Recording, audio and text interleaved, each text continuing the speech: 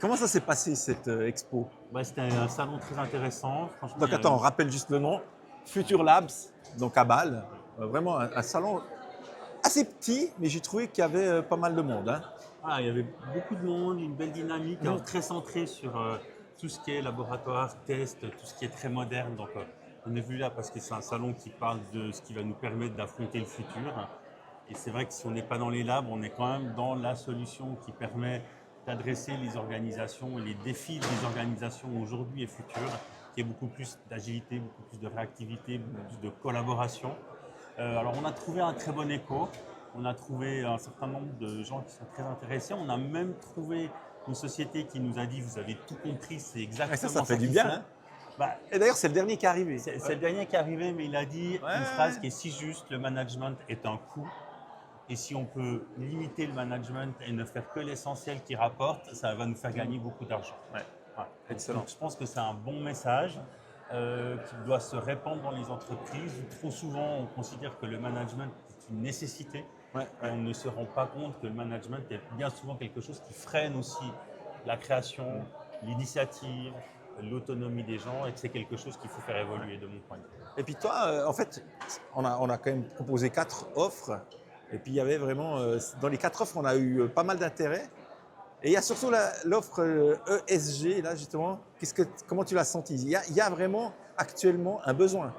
Alors, le besoin, il est évident parce que toutes les entreprises clientes vont chercher à pousser vers le scope 3, c'est-à-dire à aller vers leurs fournisseurs et à leur dire on importe du CO2 venant de vous, c'est à vous de faire des efforts pour que notre bilan carbone soit meilleur. D'accord, c'est ce qu'on appelle le scope 3. Et effectivement, toutes les sociétés sont embêtées dans le scope 3 parce qu'aujourd'hui, les solutions sont beaucoup de travail avec des consultants, Ouais. des méthodes très C'est lentes, complexe. c'est Il y a complexe. plein de formulaires. Les CEO, les directeurs ne comprennent pas, ce n'est pas directement lié à l'opérationnel. Les gens, ils savent faire des pièces, ils savent vendre, ils savent. Et ce truc-là, c'est quelque chose qui est différent et qui est difficile à percevoir. Et là, effectivement, on a parlé avec Franck Koumli, qui représente, mais parmi tous les clients qu'on a vus, qui a beaucoup travaillé dans les incubateurs avec beaucoup de sociétés, et il nous a confirmé. Tous les patrons de PME qui rencontrent, ils galèrent avec ça et ils sont effrayés. Ils ont fait 6 mois de travaux avec des sociétés et il n'y a rien qui est sorti de ça. Donc notre offre ESG, où on active un plan certifiable en 4 heures, correct Ouais. et indémontable, qu'on accompagne, c'est une offre effectivement Ouais, qui est très très performante et qu'on va mettre en ouais, et puis avant. on sent qu'il y a eu un retour très positif, hein. Ouais. On sent qu'il y a ce besoin absolu. Puis après, si je peux rebondir sur les offres, la nôtre, sympa aussi, hein, on a eu quand même les gens qui ont tenté de construire des choses. Ce que j'aime beaucoup, c'est que ce mélange avec la méthodologie Lego Serious Play et Keybud, c'est que ça amène, moi je fais émerger un peu les idées, l'innovation, la communication, tout ça. Et puis ce qui est génial, c'est qu'après toi, tu reprends en fait la chose, la bête, on va dire, ou ce qui a été co-construit entre collaborateurs, et tu arrives à la mettre dans l'application Keybud. Si tu peux me donner 2, 3 pistes de comment justement ce que ça va amener en fait. Il y a toujours, on sait que dans toutes les phases créatives, il y a la phase de créativité, il y a la phase d'ajustement où les gens vont comparer la compréhension de leurs ambitions, des objectifs. Et puis il y a une phase de structuration qui est nécessaire, c'est-à-dire qu'on a un certain nombre de choses qui ont émergé, puis à un moment il Il faut manque structurer, le il plan faut d'action, organiser, il faut décider ce qu'on fait en premier, ce qu'on fait en deuxième, ce qu'on fera la plus tard. priorité. Et ça, c'est quelque chose qui est Avec, difficile à faire avec les méthodes classiques parce qu'on sort avec beaucoup de choses en vrac. Hein. Et après, il y a un travail de nouveau qui est généralement fait par un consultant de restructuration et de rediscussion et de restructuration. Et là, le principe de l'offre, c'est de dire on fait tout dans la même journée. C'est-à-dire qu'au fur et à mesure que les idées émergent, que les gens convergent, on tout va ce qu'on fait avec les restructurer Lego. les choses, on va pouvoir les faire passer de la phase créative intégrative à la phase structurelle qui va nous amener à la fin de la journée à un plan d'action prêt à actionner Activable. qu'on peut lancer directement. Ouais. Et ça, c'est ce que j'apprécie vraiment parce que il me manquait, si tu veux, lors de mes ateliers, c'était super, les gens sortent avec la banane, des bonnes idées, tout ça, mais après, justement, ce suivi, ce plan d'action activable, maintenant, il faut y aller, les gars. Tu vois? C'est Et ça. ça, c'est chouette qu'avec Keybud, on peut justement mettre à plat, préparer le projet et le suivre. Et ça, c'est vraiment… Et il y a un espèce de momentum quand même. Ouais. C'est-à-dire que les gens sont dans une énergie où ils ont envie d'avancer. Puis après, il se passe ce moment, il ne se passe pas grand-chose parce que ce travail se fait derrière, le momentum retombe, et quand on est prêt, les gens ils disent « ouais mais bon… Voilà. Et c'est pour ça qu'on prend une image maintenant qui représente très bien ce qu'on amène dans ce mix entre des méthodologies qu'on a un peu tweakées, qu'on a personnalisées pour aller à l'essentiel et la force de Keybud derrière. Ben, on a cette idée et que les gens comprennent très bien hein, de ce bateau sur foil. Et on dit ben, quelque part au moment où on décolle de l'eau et on fait un décollage très rapide comme un foil, ça sort tout de suite de l'eau avec peu de puissance.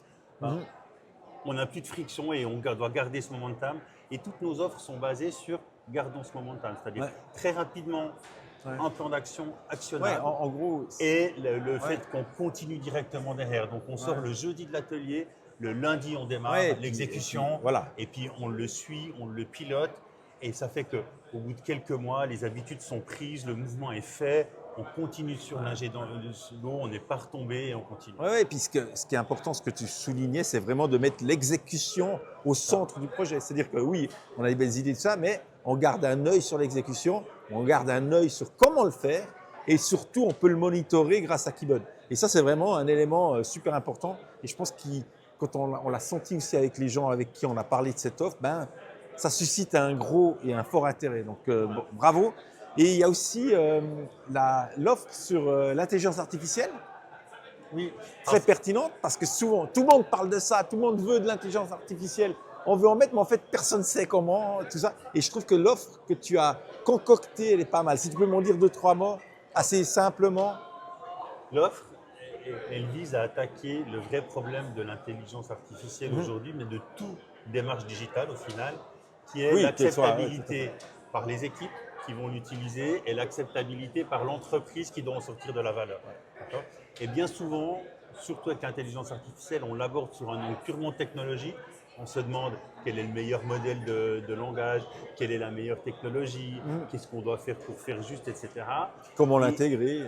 Et on oublie que ce n'est pas ça le dilemme. Aujourd'hui, on a une technologie, une capacité technologique qui dépasse ce qu'on peut faire en entreprise très largement et qui va continuer d'évoluer si vite que dès qu'on aura mis un processus en place, il sera déjà mort parce qu'on l'aura construit autour d'une technologie obsolète. Donc notre démarche, elle est simple. Elle dit, orienter sur des éléments qui ont du sens sur la stratégie. On ne va pas investir de l'argent dans la gestion. Oui, déjà comprendre le vrai besoin d'intégrer une technologie.